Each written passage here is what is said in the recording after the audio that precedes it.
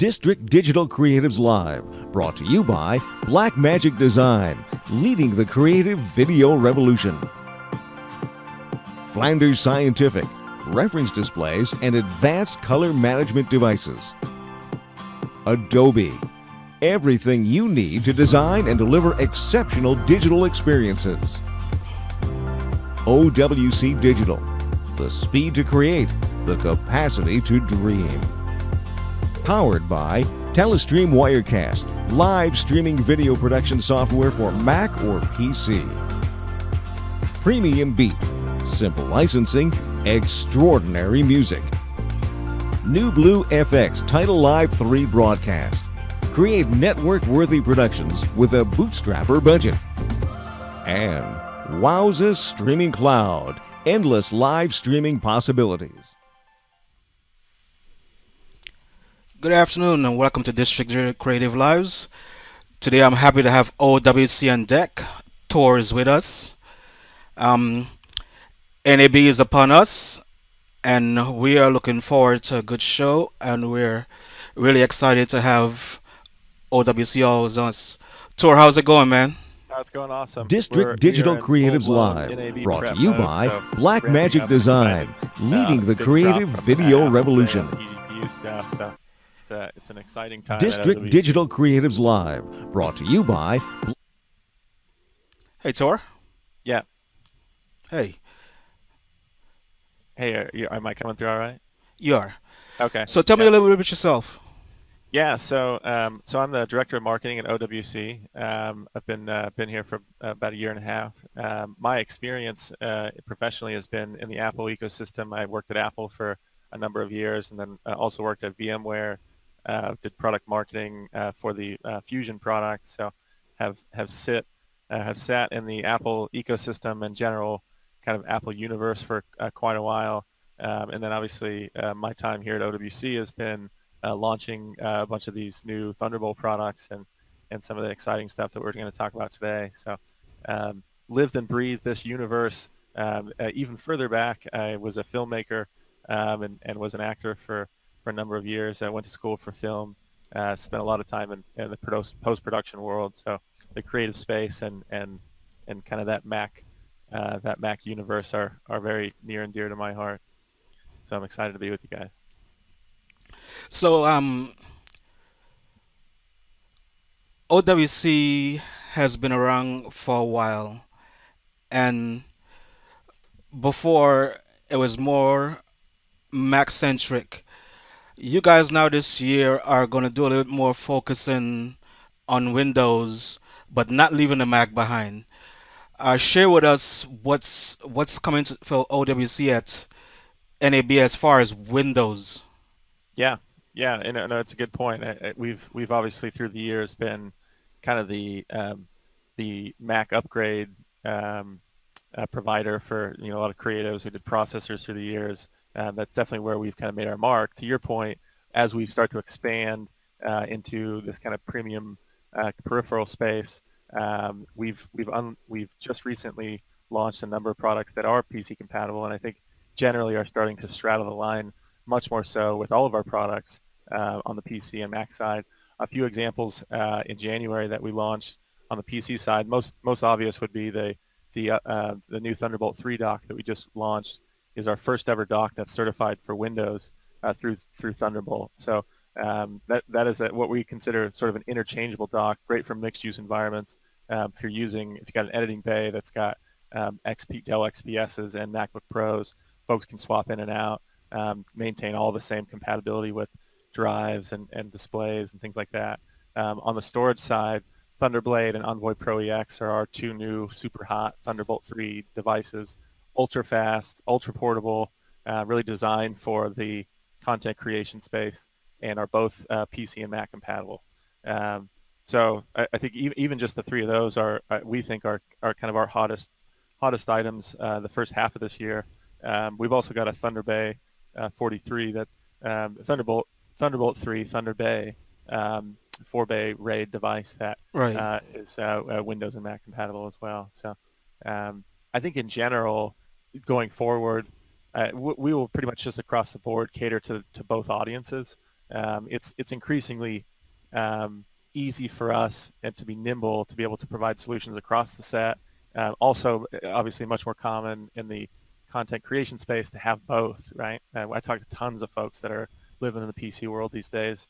Less Mac centric, I think, from a creative sense than it used to be. And so we're following the trend big time, and pretty much everything we launch going forward will have capability for both systems. So you're really focusing on a few couple of new devices that's gonna cater to creatives, DITs, shooters, post-production houses, small and large. Um, why don't we start with the Thunderblade and give us a little idea what that product is about? Yeah. So we launched Thunderblade in January at the Sundance Film Fest. Thunderblade is a four blade RAID array using NVMe technology. We can get up to 2,800 megs a second transfer, read and write. Daisy chain, you can almost get close to four gigs a second, Right, gigabits per second. Um, Order of magnitude increase in terms of the transfer capabilities with the direct attach storage. So what's been interesting about that product is that it's such a monumental jump in terms of the technology from sort of the previous workflow that we've spent the last 2 months just figuring out what this means for 4K production workflows. Put this in the hands of DITs and say, hey, what happens when you have a hard drive that can do 4 times the transfer rate? How much does that accelerate your process going from a camera card back to dailies? Which part of it is accelerating? And then at the same time, where else are the bottlenecks still happening? And how could we potentially help with those things? So Thunderblade has been a great conversation starter for us at everywhere from the studio level all the way down to documentary folks. We talked to a ton of right, folks at Sundance that are kind of freelance, shooting on their own time. Maybe they've got a small crew. Maybe they just need one Thunderblade, but if it accelerates the workflow process by 30%, there's savings there, really all the way up the stack. It's especially the case at the studio level. If we can give them 2 or 3 days back on a total production, there's obviously huge cost savings there. right, But what's fascinating about this is that this is not typically the way that studios or really anyone through the stack thinks about hard drives, right? I think in general, hard drives were a necessary cost of the production. And what we're essentially saying now with these new products is that you can actually leverage these products to save money. And suddenly this becomes a cost saver for you in terms of, being able to spend more time on making the movie, less time staring at hard drive loading screens and stuff. So Thunderblade is available now in sizes from 1 terabyte all the way up to 8 terabytes, starting at 1,200, going all the way up to 5,000 for the 8 terabyte model. right, Huge success with this one early on. I think we didn't even completely anticipate, and then largely because it was such new technology, how big of a shift this would potentially provide in just the prototypical 4K workflow. It seems like it's pretty massive. So we've been super excited with this, and I think it gives a little bit of a stair step from a cost perspective. So Thunderblade is our high-end, fastest hard drive we've ever created. Currently, fastest direct attach hard drive that's ever been made. Really, we have a sort of a complementary product to that is a two blade array that's called the Envoy Pro EX. Sorry, one blade. So same NVMe technology. Instead of having the 4 blades, we've pared it down to one. That is a bus power device called the Envoy Pro EX, launched right, alongside the Thunderblade. It's sort of a stair step up to the Thunderblade, I think. Obviously less capacity because there's only one SSD, but very similar in terms of transfer rates. So goes up to 2 terabytes. So if you're shooting documentaries, pulling camera cards as you go, you can drop 2 or 3 512 flash cards onto the Envoy Pro EX. Use that as your shuttle drive between the camera and wherever you're shooting on location and wherever your Thunderbay or your larger kind of RAID system is set up. That's a super fast kind of shuttle device that I think works great in really like a Warner Brothers kind of scenario, but also right. if you're like a student film or just freelance or kind of shooting on your own, still see a ton of savings there, and the cost is starting to come down a lot in terms of kind of bridging the gap between the pro level SSD technology and with that sort of more pro consumer stuff. So we're trying to make Now, this available to everybody. right, and I wanted to touch on that. So, did you guys make a conscious effort? Because obviously, as a UG manager and a creative, you are constantly looking to see what your other peers are saying. Obviously, a lot of folks said that, oh my God, the Thunderblade is expensive. Did you guys make a conscious effort to make a Envoy also? Yes, I think that was exactly what we were thinking because we have a ton of friends and family. We've been around for 30 years, so there's a ton of folks that are just either shooting on their own, whether it's a freelance person that works for National Geographic or a documentary filmmaker that's doing. And we've got a guy out in LA, Doug Blush, that we work with that has shot for Academy Award-winning films. But he comes to us and he's like, I'm still freelance. I'm still doing this on my own. I can't necessarily afford a $5,000 hard drive for just what I do. And so as we were building this, we thought, what's a good way that we could incorporate similar levels of technology? You get the same read and write rates, but it's at a scale that's more relative to what a freelance person would use. And so, yes, that's absolutely the thought process. The other big advantage to the Envoy Pro EX is that it's bus powered. So Right, phenomenal for like on location shooting. If you're out kind of in the wilderness somewhere, it's all built with hard aluminum enclosures, so super rugged, kind of made for being out in the wild. But you get all the transfer rate advantages, and it's a third the cost of the Thunderblade. What's fascinating is that as you accelerate the amount of money spent per minute of content, obviously the Thunderblade starts to become extremely valuable as you scale that up. So at the studio level, the $5,000 hard drive seems daunting until you're talking about a $50 million movie and being able to save 2 or 3 days potentially of production time. It's like right. massive. So I should add also that there is two different versions of the Envoy, correct? That's right. Yeah. So even to your earlier point, we've stair-stepped on the versions of the Envoy in order to try to create a little bit more availability on the consumer side. So we have a CE, which is a little bit scaled down in terms of its transfer, read and write. Still, order of magnitude faster than your typical USB drive. So I think it can still pull close to 1,500 meg read and write. So super fast drive, but it's a little bit more affordable. So great for the sort of student filmmaker, or let's say you're curious as to whether or not this super fast SSD technology is relevant for your workflow. You could Right. start out by saying, hey, let's try this. We'll do a 1 terabyte, introduce it into our workflow and start to see if there's any kind of savings. And then you can double down with either the VE version, which is our sort of super fast version, kind of pro level Envoy Pro EX, go up even up to 2 terabytes using that, still bus powered, and you can just basically continue to turn the dial on the savings that you get from the super fast transfer rates. And then obviously the step beyond that would be the Thunderblade. So it's a great way to just see, is this new thing relevant for you? You don't have to throw a ton of change into the ring in order to find that out.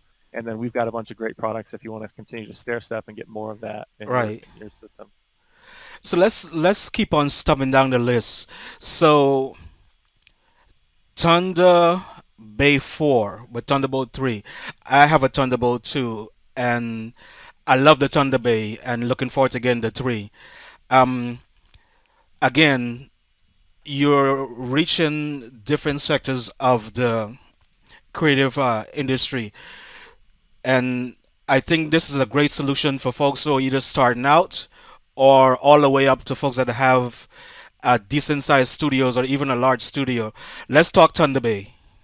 Yeah, so that I think you nailed it. Thunderbay for us it's cool because you go into a student filmmaker workroom and you'll see a Thunderbay that is all rusted up and has been beat up through the years, and then you go to the Warner Brothers lot and sit with folks there, and they're using the same boxes, right? So that's a flagship product for us, particularly in the content creation space. The Thunderbay Thunderbolt 2 version was hugely successful. One of our most successful hard drive enclosure products I think we've probably ever launched. The Thunderbolt 3 version of that is exactly what you would expect. So you get all the advantages of going from 2 to 3 in terms of transfer rates.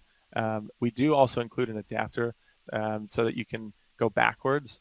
So you have the capability of going retro to Thunderbolt 2. So if you're in a scenario where you've got a Thunderbolt 2 machine and you wanted to be able to upgrade to Thunderbolt 3 and have sort of the future-proof, let's say you're anticipating that in the next few years you'll probably upgrade your Mac or your PC to Thunderbolt 3.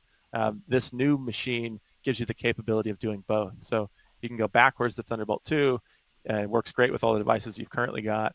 As you move forward, and like all things, technology continues to evolve.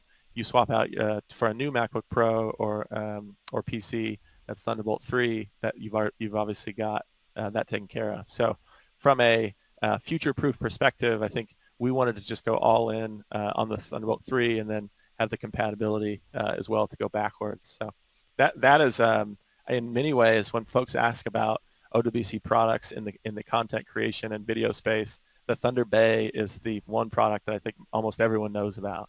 And so we're sort of doubling down on the technology space. Worked super closely with Intel to build out the new Thunderbolt 3 stuff that's in that, and it's been a good product. So you also have tell us a little bit about the RAID software that comes with the Thunderbay or that you can purchase a pro version of it. Yeah, so it's soft RAID. So we have a soft RAID.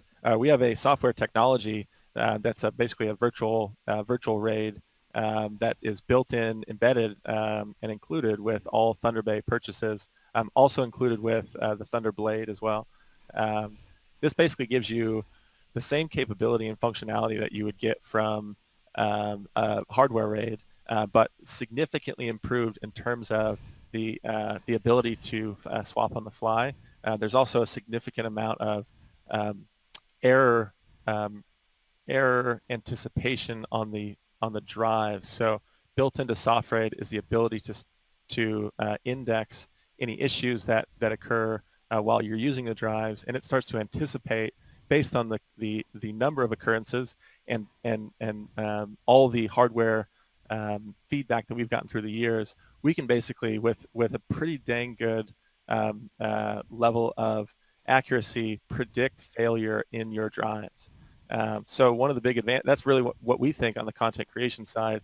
You basically get all the advantages of a hardware RAID, more flexibility, and then also the ability to anticipate any issues before they occur, which obviously is generally a big win. That's included with all of our RAID products, Thunderbay, Thunderblade, and then even some of the other stuff that we have historically launched. So that's a big one for us. We're going to be launching Soft RAID 6, which is going to be a Windows compatible version of that. So Right. speaking to the earlier point about Windows compatibility and us kind of moving in that space, the new version of Soft RAID will have Windows and Mac compatibility. So as it stands today, Soft RAID is only compatible with Mac, but we will likely see that change probably sometime this summer. So if you do have a Thunderbay or a Thunderblade or any of our RAID devices, we will have an upgrade for that that you'll be able to take advantage of. There's an upgrade price associated with it, so we'll give you a good deal on it.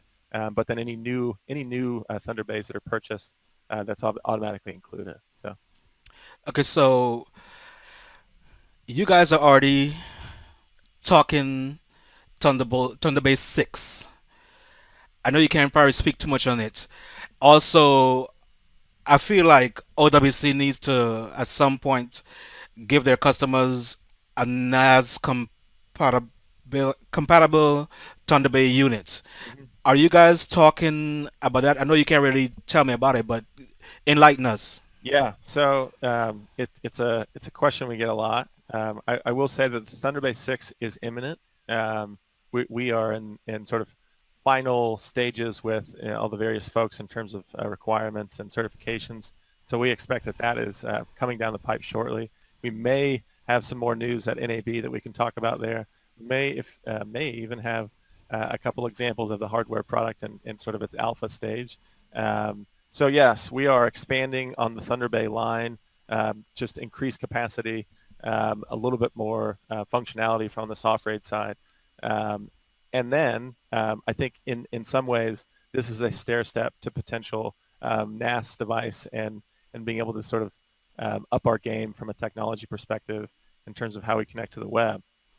We have been in some pretty interesting talks with some NAS companies over the last year or so to figure out sort of how we could integrate with even some stuff that's already out there using Right. our technologies. That, unfortunately, as you would imagine, can't go into super great detail for. I will definitely say, though, that this is a question that gets asked a lot, and it seems as though generally the content creation space is moving towards the cloud, or at least the accessibility in the cloud. The other thing that's interesting is that from a cloud perspective and in terms of the NAS storage piece, the IP is still a big issue from a lot of the folks that we talk to.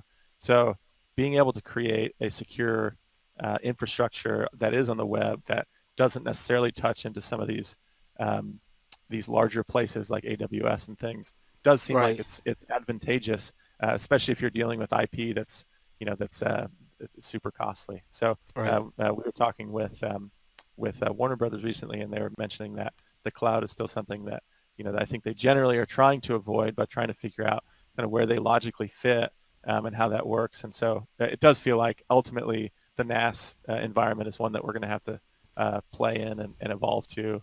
And we are currently in deep talks on those kinds of things. So That's cool because the only reason I ask because obviously a lot of my creative friends, including me, we're able to get from our home office or whatever the case may be, you know, 900 up, 900 down. So we're pushing content to AWS or Backblaze or wherever the case may be that you want to store your content. I mean, obviously media is on our minds right now because you're not, we're shooting 4K. Um, 1080p is still going to take up storage space. So, we're trying to make sure we offload content somewhere else. So, right. definitely, it's good to hear that OWC is taking a position where they're looking at different ways to deliver for their end client. Yeah, no doubt. And we hear that a lot, both on the LTO side. There's been some conversations that we've had, and then on the NAS side as well. So, there's a lot, obviously, as you know, and the data is flowing in multiple directions. It's all about safety and security. And so, yeah, we want to build in those kinds of things before they're mainstream. So, yeah, it does seem like we're moving in that direction. And the other piece I think that we've in some ways been waiting on is the connection of broadband requirements and the data increasingly drastic increases in data rates for 1080p and 4K, as you mentioned. It does feel like we're there. It's starting to become a workable scenario. So. Excellent.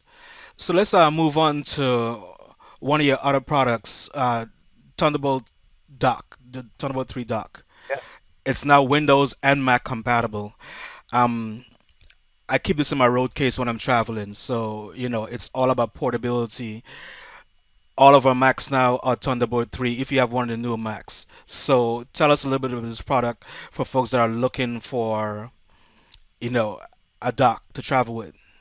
Yeah, it's kind of a utility belt for production folks, and I've talked to a lot of folks similar to you that just bring it with them all the time, and it's 12 ports, basically got every port that we could imagine that you would need on a film set or back at the office or anywhere in between, and in on the Windows side, it's certified for Windows, so uses Thunderbolt 3 transfer rates. You can even use this to daisy chain multiple devices. I think the big advantage for this, the conversation that we have a lot is folks will, it's one of those things that you um, really love when you've got it with you and it's the thing that saves the day. And so a lot of times as a sort of jack of all trades solution, folks keep it in their bag. Anytime there's a device needing to be plugged into another device and you've got multiple cable sets, this thing is designed to be able to set in between all of that stuff, and it just solves all the problems.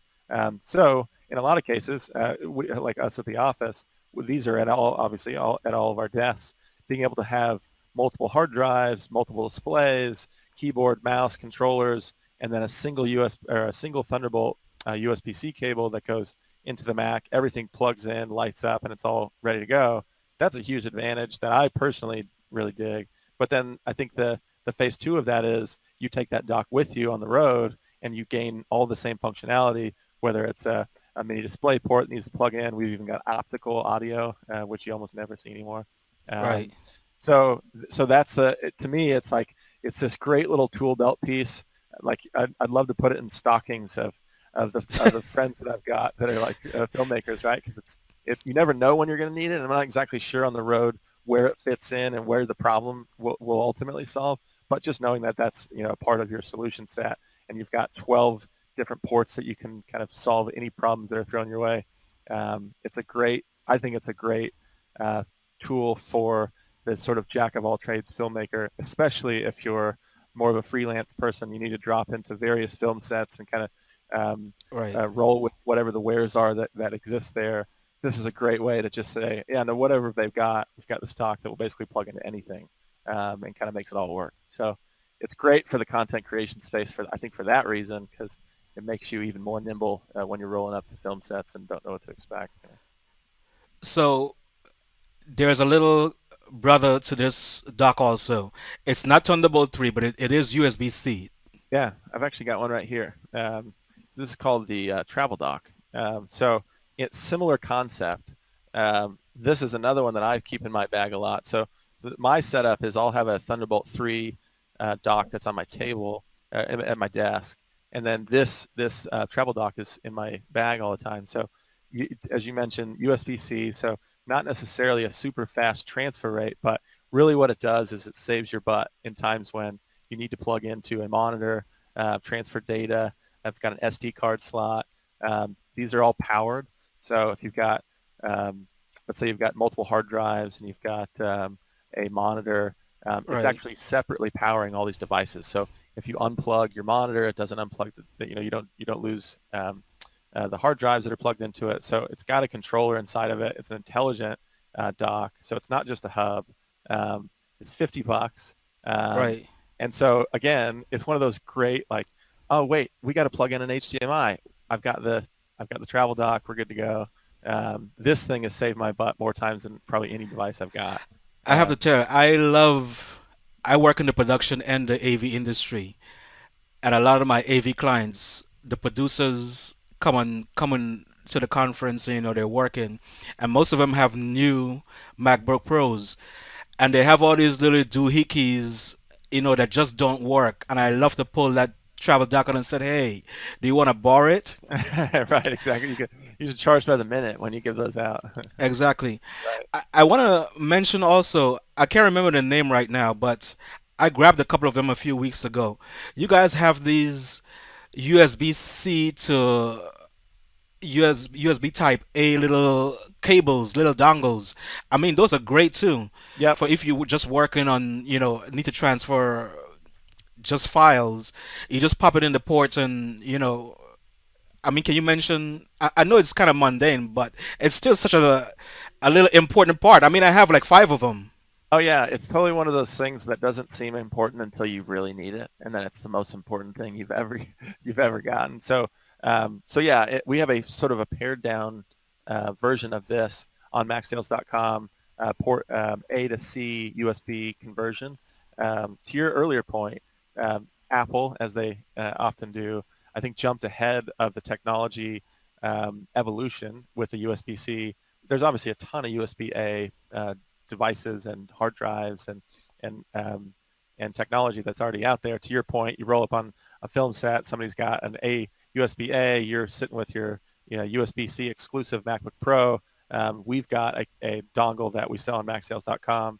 I think it's like $20. That is a perfect solution for that. And basically it's the lifesaver device. In some ways, it's kind of like this. If you need to plug into HDMI and you've got the MacBook Pro, this solves the same problem, travel dock. Same thing with the USB-C and USB-A. So if you need to go USB-C, someone's got a flash drive that they want to just dump some files on, and it's just a USB-A flash drive. Seems like the simplest thing in the world. If you don't have one of these things, you can't get the files. So I talk to whether it's like business travelers, content creation folks, students. The one product that I sell to almost anyone that I talk to on an OWC perspective is the travel dock, because it saves your ass anytime that you that you're in one of those moments. So I use it all the time. It's a great product. Very cool. Before we get to the biggie, there's one more storage already. The Mercury Pro Quad. Yeah. Do you want to tell us a little bit about that? Can you scroll down for me? Perfect. Yeah, so this is actually one of our more recent. This dropped just last week. So Mercury Elite Pro Quad is USB 3.1 Gen 2. So this is a super functionality product. If it's backup, not necessarily looking for the ultra speeds that you're seeing from our Thunderbolt 3 NVMe devices. This has actually been a really popular product through the years. I think because of its functionality, it's just a really super rock solid device that works on any USB device. We've got a USB-C and Type A cable included. So again, future proofing for any kind of upgrades you may do with your hardware. If you've got an old Retina MacBook Pro, this is great for that. And then we've got the conversion cables included, so that if you upgrade ultimately to one of the new Macs, you're on USB-C exclusively. This works great with that as well. So this is one of the more rock solid, again, kind of similar to the Thunderbay, one of those devices that you just see a lot when we're traveling around and kind of seeing what folks, content creators, studios kind of look like. That is a really great one. So that launched 2 weeks ago, and we've already had pretty crazy success. A lot of these products, really surprisingly, they almost have a cult following, and Mercury Elite Pro Quad is definitely one of those. Thunderbays and what we call the MEPQ are people just love, and I think a lot of it's the stability, and maybe in some ways, you make a movie on a Thunderbay, and you end up like sitting next to that thing so much that you kind of fall in love with it maybe. But we had a lot of folks asking about this when we were going to release a Gen 2 version, and we're excited to drop it just before NAB. So excellent. Let me remind folks in the chat, if you have any questions, definitely drop them in so I could get them over to Thor. All right, so this last product we're going to talk about, I'm really excited about the Mercury Helios FXE GPU. For folks that don't know, Apple finally approved or gave the green light for these units to come to market and be used. I saw this morning that OWC is actually, I saw you at the top of the chain as far as chassis that's compatible and approved to be used with graphics cards. So go ahead and tell us a little bit about your eGPU and what's your outlook for the future and for post production, DIT, and creatives in general. I don't want to carry an iMac Pro or a Tower. I might want to put your Helios in a Pelican case and go. Yep. What is this product about, and what is OWC vision for it? Yeah, so today is an exciting day. It was kind of crazy timing that Apple dropped this info today while we're having this conversation. So the Helios FXE GPU is a product that we launched actually in January and have been patiently waiting for Apple to officially open the floodgates with this new software update. With the new software update, you now have the capability of using external graphics with any compatible MacBook Pro or a desktop Mac. To us, I think there are two things that are really driving the adoption of this new technology. One is, to your point, the content creation space. How much does this ultimately start to influence the production workflows? We actually think that this eGPU in combination with the super fast hard drive stuff that we've just recently launched is kind of a silver bullet from a rendering perspective all the way through the data transfer. The combination of those two things we think has potential massive impact on what that 4K kind of bottleneck experience is like. Hmm. To your point, not having to lug a Mac Pro tower or a iMac Pro to a film set, significantly more nimble in terms of how you can roll in with your equipment as a DIT. You've got one box and a Pelican case, a MacBook Pro, and then a couple hard drives that are, assuming they're OWC, are completely silent, super rugged, and you kind of end up in this, kind of an airdrop SWAT team that you can come in as a DIT and really kick some ass. I think the other piece that we're excited about from an eGPU perspective is the AR and VR um, um, folks that are out there that are doing a lot of the development for those new platforms. So if you're in the virtual reality space and starting to sort of wonder whether or not it's a little bit of a chicken or the egg, I think, with some of that stuff, and that I think some of the content hasn't quite caught up with the technology. And so I think both on the DIT workflow kind of example, but then also in the AR and VR production side, our hope is that by opening up the eGPU capability, and we came in at a price point that we think is super competitive, it will open up just the capability to allow some of these content creators to start to build this new great content in a way that is affordable, and then hopefully that starts to proliferate more of a user base for some of that new content, and then we obviously will kind of benefit from that tsunami of applications and content that will come with it. So it's a little bit of a wait and see for us. We are tentatively super excited, I will say, that this becomes a new space for us and a new place for us to create a lot of value on the creation side. But it's a little bit of a wait and see. This literally just came out. Right. At the same time, our NVMe SSDs are sort of similar in that they're so new. We haven't yet fully even grasped what the ultimate effect is technology-wise. So what we're excited about is laying both of these things into productions like the ones that you manage, all the way up to a studio level. When you do lay these puzzle pieces into those problems, what is the outcome of that? I think that's going to be a big conversation for us at NAB, is to figure out where this ultimately does kind of fall out in terms of the overall benefit from both of these.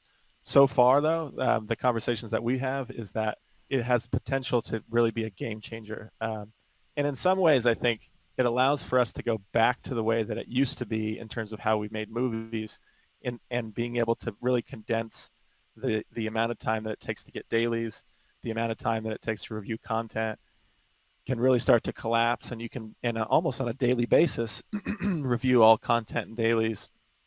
And then obviously that changes the way that you build film sets and all the way up through how you spend money on total production. So we think that even talking to folks at the executive producer level about how this could change the way that they've had to adapt to 4K problems and Right. workflow issues, things may go back to the way they were, or at least closer back to the way they were when we were shooting film and everything sort of happened on a daily basis.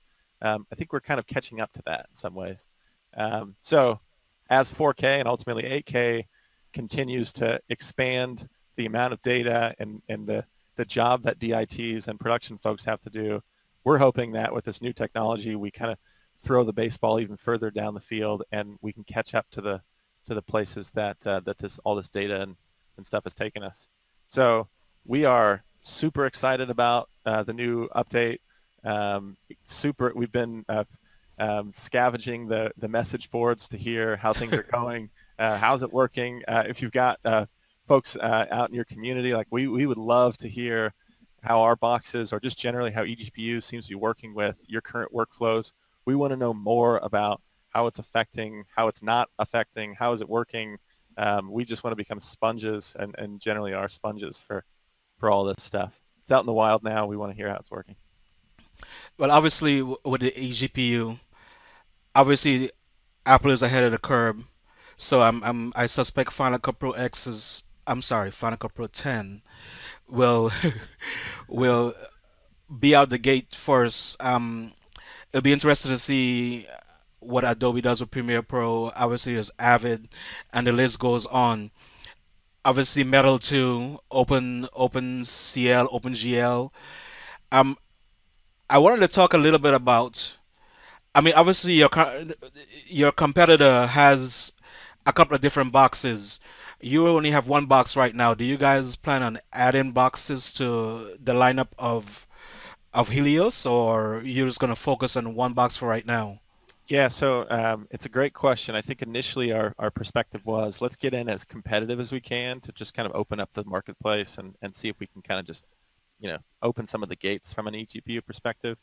Absolutely, there's some conversation on our side about what other pieces do we layer into the eGPU, whether it's an increase in power, maybe it's additional functionality where you've got, SSDs built in and docking hubs, things like that in general. And again, this kind of goes back to my earlier point. We want to hear how folks are using these. What other kinds of things could we layer into an eGPU product that makes the full production workflow more sophisticated, and it can sort of build into where it logically is currently fitting. We don't necessarily feel like we have enough understanding of kind of what the use cases are yet to fully build out a sort of V2 version of this. There has been admittedly some conversations around power, but we're definitely motivated to build another version of this that fits even more appropriately into however folks are using it. So please tell us how you're using it. What other cool stuff can we add? Is it a dock? Is it a battery? We're open to any and all things. We want to make the workflow easier, folks more creative. This is a great, I think ultimately may end up being sort of a hub for the production space at a DIT level. And so what does that look like as we kind of roll down the road? It has yet to be seen, but we are nimble. Having conversations like this allow for us to be able to react quickly and create new products that I think are even better. So we want So, to evolve for sure. so from the list of Apple cards, I see you're supporting most of the cards, maybe except one. Eventually, are you going to support all of the cards on that list? Yeah, so we're currently working with those guys to get everything on board, and I think in the next few months we'll likely see a swap there. There are some limitations on the Mac OS side related to Nvidia cards, but as you can imagine, I think we're all working feverishly to get that in line. So I would imagine that you'll start to see an acceleration of any kind of compatibility stuff on our side in the next few months. So I would imagine, say, summertime, we're basically on board with everything. And it's not necessarily expensive for someone that owns a Thunderbolt 3 MacBook Pro to jump into this for it. You're talking about $1,000 for the second for one of the graphics cards, and your box is 319. So you're thinking about 1,300, 1,300 to really start messing around with this external GPU and seeing where it's going to take us. Yeah, and it's funny because I think initially it's easy to just immediately think, oh, this is a more advanced product than is relevant for me. But I think you're absolutely right that really no matter where you're at in terms of your profession as a content creator, it's definitely worth taking a look at an eGPU box to figure out whether or not it's a relevant solution for how you're using and what your production workflow looks like. No doubt about it. It's not an expensive entry, but it's potentially massive in its solution. And so I would definitely encourage folks that are curious about it. How would it affect how I'm making films or creating content? It's very likely that this could actually dramatically accelerate how you create content. And there could be a cost savings there that, in which case this pays for itself quickly. Apple, OWC, Adobe, we're all curious about what that looks like. How much does this ultimately affect these workflows? I think it's going to be big based on conversations, but today's the first day it's been out. So we're excited Right. to hear how it's going to go for sure. So we kind of went to the product list. So you're for the folks that's coming to NAB. DITs, creatives in general. You're at booth C3647, South Hall, South Hall, right? Yep. Okay, cool. Um, I think you guys are gonna be onto something here. DITs, I think about those guys. I'm not necessarily working DIT. I'm more of do my own thing, Yep. and some of my AV projects I wrangle media. Uh-huh. But DITs are those like Gary Adcock. Those are special guys that they're mad about hard drives, and I think we're always looking to see what's new and what's cost effective for us. So I think OWC looks like an option that folks can gravitate to. And the thing I love about you guys, you're listening. I talk to Andy all the time. And Nice. he loves to hear what I have to say. Yeah. You know, I love me some Andy. Oh yeah, But me too. No doubt. from down to your Thunderbolt cables to your units is pretty solid. So I'm really looking forward to see what you guys come up with and on the NAB show floor. Anything else you want to say to the audience, or the industry is moving so fast, and I know you guys are somewhat playing catch up also. I'm glad to see you're focusing on the Windows space. I am still a holdout. I'm not ready to jump shit yet. So If Apple right now I'm on this 16 gigs of RAM is killing me. If Apple doesn't do something about this year, I'm gone. I'm jumping ship. I think you can't tell me that or force me to say, well, 16 gigs of RAM is enough. No.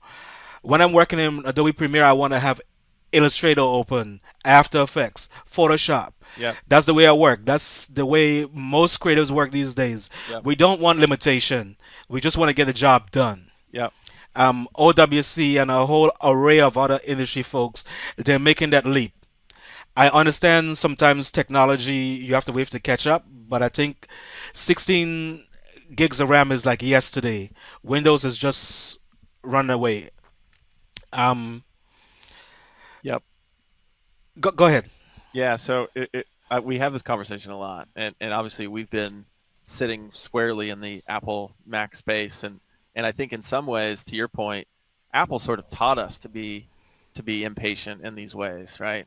It was on a Mac that I think, at least for me, that I learned that you could have Photoshop and Final Cut and Premiere and do all this stuff at once, right? And so I think as that level of sophistication has maintained and Apple really hasn't been able to keep up with it, there are a lot of folks that are having conversations about where do you make a leap to logically from there if they're not, you can't continue to keep up with it. We are, of course, Apple's near near and dear to our heart, but more so, the creative workflow is really, I think, what we're ultimately married to.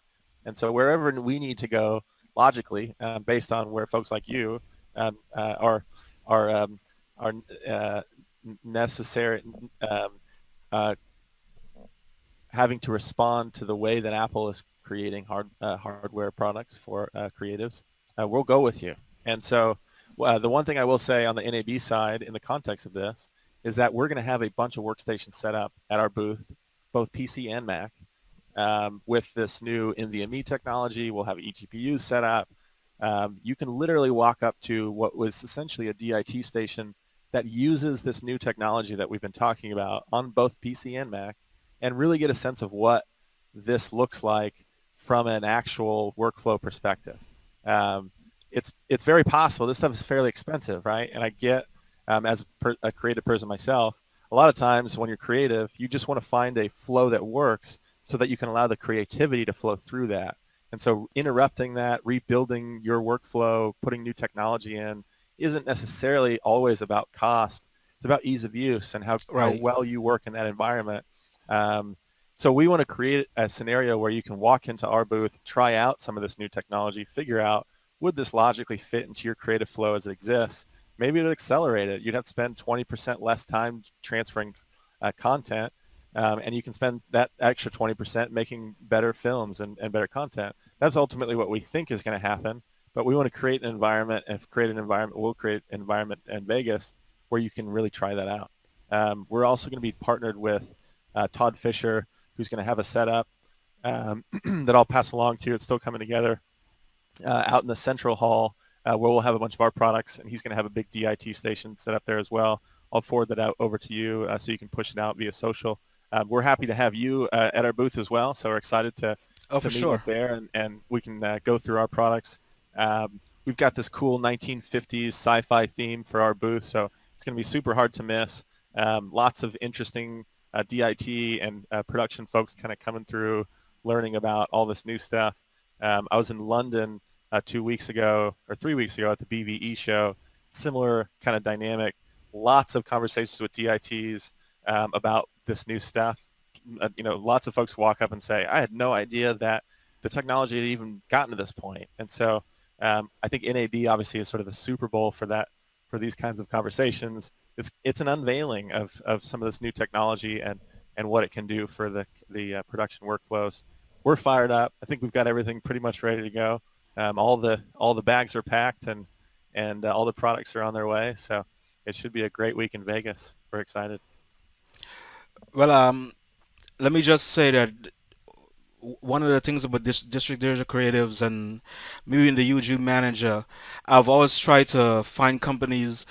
The goal is bridging the gap between companies and the end user.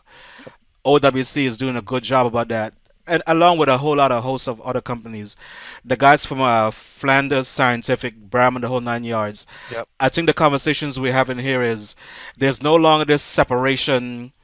Companies are separated, yes, but the technology that we need to get our jobs done are glued together at some point. And if it doesn't all work the right way, or if the solutions are not right, we can't get our job done. So it's good to really be able to talk to whether it's FSI, whether it's OWC, whether it's Adobe, Blackmagic. So, we're really excited. I am excited about NAB this year, and I know there's a whole host of folks that are going down really excited about it. Um, Yep. what I Absolutely. what I would say also, and I've been asked to pass this on, the Blackmagic shooters, Ursa Mini folks that are using these external hard drives. They want to see that OWC SSDs tested and get on that Blackmagic list. So I'm just saying, I'm passing that along. Yeah, You it's a know, fair we it's a we, fair we want to point. see that All happen. right. Yep. And I hear you. And we hear you loud and clear. You're not the first Choices. person. Yeah. We plan on having some interesting things to talk about at NAB, and I would definitely keep an eye on things like that in the coming months for sure. Cool. So you guys are going to be again at booth C3647. That's in the South Hall. And again, you said you can't miss it because it's going to be a 50s theme, right? Oh yeah, you'll see us, and we'll be there obviously all week. Larry, our founder and CEO, is going to be there, high-fiving, shaking hands, talking about new products. We've got workstations set up. You can take a look at all the new stuff on the 4K and production workflows. Bring your machine. If you got a MacBook Pro, you want to come plug it into our stuff, see how it works. It's there to tinker with, play with, figure it out. We are here so that we can embed with folks like you, so that we can evolve as your needs evolve. And so NAB is the ultimate place for us to touch base with all the folks that are getting stuff done. It's cool. Very cool. Let me just say thanks for coming on today. Yeah. I had AJ on, a couple months ago, and that was a great conversation. Technology is hard, Yep. right? Yep. I'm conversating with you today. This we live streaming. I'm pretty much pushing. I'm bringing you to me, and then I'm pushing down to Wowza, and then Right. I'm pushing to YouTube. I'm pushing to Facebook. I'm pushing to Periscope. You might have some folks out in the stream saying, right, well, there's an audio delay. Well, guess what? I'm pushing to 5 different places, so but the audio is good. The audio is solid. So technology is hard. Live streaming can only get better. So I'm excited, just as much as I'm excited about the post production and production side. I'm excited about live streaming because I'm sitting here having a conversation with Thor from OWC. We didn't break the internet. I didn't lose the connection, so Right. it's all good, right? Oh, no doubt. So, Thor, man, thanks for coming on. I look forward to see you at NAB, bro. Yeah, we had a great time. Always appreciate it. Bring us on again. We love hanging with you and your crew. And definitely come see us at NAB in Vegas. For sure, man. I'll see you in Vegas. All right.